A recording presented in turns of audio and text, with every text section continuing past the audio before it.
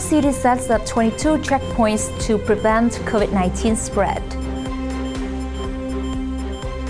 Nike and Adidas suppliers suspends production at Vietnam plant due to COVID-19. Pfizer to provide Vietnam 20 million vaccine doses, consider tech transfer. Vietnam to tighten grip on social media live stream activity.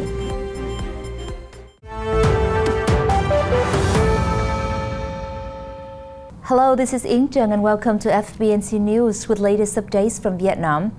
The capital city of Hanoi on July 14th set up 22 checkpoints at its major gateways in response to growing risk of COVID-19 transmission from arrivals from outbreak-hit regions. At each checkpoint, the city police, in cooperation with traffic inspectors, health staff, and civil defense officers of districts and towns, are working around the clock to control the flow of all vehicles and people returning to or traveling out of the city. The checkpoint officials take turns measuring the body temperature of people entering the city and requiring them to fill in health declarations at gateways connecting Hanoi and northern provinces of Hà Nam, Hưng Yên, Bắc Giang, Bắc Ninh, Phú Thọ, Hòa Bình, Vĩnh Phúc, Lạng Sơn, and Thái Nguyên. Those who are suspected of being infected with the coronavirus or from pandemic hotspots must take COVID tests and get their own clear before entering the city. The city's police also announced that public transport vehicles from 14 localities with COVID-19 cases are not allowed to enter the city. Taxis, contract buses or passengers buses from Ho Chi Minh City, Bình Dương, Đồng Nai, Khánh Hòa, Phú Yên, Đắk Lắk, Quảng Ngãi, Quảng Nam, Đà Nẵng, Thừa Thiên Huế, Hà Tĩnh, Nghệ An, Thanh Hóa, and Hà Nam are required to turn back as a way of curbing the pandemic spreading in the city.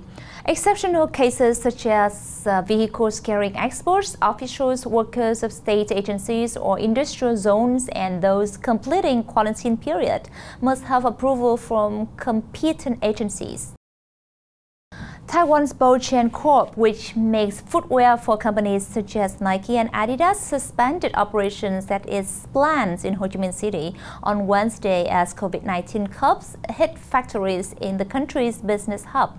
Accordingly, production at Bochen's Poyen, Vietnam factory would be suspended for 10 days. 49 infections had been detected at the plant in Ho Chi Minh City, which is at the epicenter of the country's worst coronavirus outbreak. Shares in Bochen, the world's largest manufacturer of branded athletic and casual footwear, closed down 1.3% on Wednesday. Record infections and strict curbs on movement have left plants operating below capacity in northern provinces, where suppliers for Apple, Samsung Electronics, and other global tech firms are located. Poyen, Vietnam, the largest employer in the city with 56,000 workers, was unable to arrange for its workers to sleep at the site as required by authorities to allow the business to remain open. Last year, Poyen, Vietnam was ordered to suspend its production for 2 days after failing to meet local social distancing rules. Earlier this week, authorities also ordered 29 companies in the Tân Thuận Export Processing Zone, an industrial park, to suspend production due to the outbreak. In the neighboring Saigon High-Tech Park, which houses international companies, more than 700 infections were detected in recent days, and authorities ordered companies to shut units with infected workers. U.S. vaccine maker Pfizer would provide an additional 20 million doses of its COVID-19 mRNA shot to Vietnam as the country tries to shore up supplies at a time of record number of new infections. The additional Pfizer-BioNTech vaccines would be used for 12 to 18 years old, the health ministry said in a statement. Authorities reopened some of its markets on Wednesday after complaints about shortage of fruit, vegetable and meat, the government said, adding that it would also use local post office to distribute food. At some areas around the city, people are not allowed to go outside their homes except for medical needs. Food will be delivered by city authorities to their doors 3 times a week. Vietnam is also working with Pfizer on possible vaccine technology transfer or placing a Pfizer vaccine plant in the country. Fewer than 300,000 people in Vietnam are fully vaccinated. Minister of Health Nguyễn Long has sent a letter to Russian Direct Investment Fund or RDIF to introduce TNT Group as the negotiator for the purchase of 40 million doses of Sputnik V COVID-19 vaccine from Russia. The Health Ministry asked RDIF to create optimal conditions for TNT Group, a Hanoi-based multi-field corporation, to buy the vaccine doses right in July, thus meeting Vietnam's urgent need in pandemic prevention and control. Sputnik V is the first approved COVID-19 vaccine in the world. So far, Sputnik V has been approved and used by more than 50 countries around the world. In Vietnam, the Russian-made vaccine was granted conditional approval for emergency use on March 23, 2021, becoming the second to be authorized by the Health Ministry after AstraZeneca. Vietnam's government is seeking to increase scrutiny of live stream content on social media such as Facebook and Google in its latest move to rein in online activities it deems to be anti-state. According to a draft decree by the Information and Communications Ministry, cross-border social media platforms operating in Vietnam must provide contact information of account operators with more than 10,000 followers or subscribers. The ministry estimates the top 10 Vietnamese social media platforms have about 80 million users combined, while foreign competitors are dominant with Facebook's 65 million users, YouTube's 60 million users, and TikTok's 20 million. The ministry said these platforms have not fully abided by Vietnamese laws. A lot of content posted there is disinformation, causing instability and frustration in the society and inequality between domestic and foreign companies. The ministry said people were increasingly using platforms like Facebook, Twitter, YouTube, and TikTok to deliver their own news or provide false information. The draft has yet to be approved and requires social media providers to block or remove flagged content within 24 hours upon justified requests by Vietnamese individuals and affected organizations. Virtually every country that has adopted laws relating to online content has jeopardized human rights in doing so, said Becky Hicks, Director of Thematic Engagement at the UN Human Rights Office. This happens both because governments respond to public pressure by rushing in with simple solutions for complex problems, and because some governments see this legislation as a way to limit speech they dislike, Hicks said in a statement.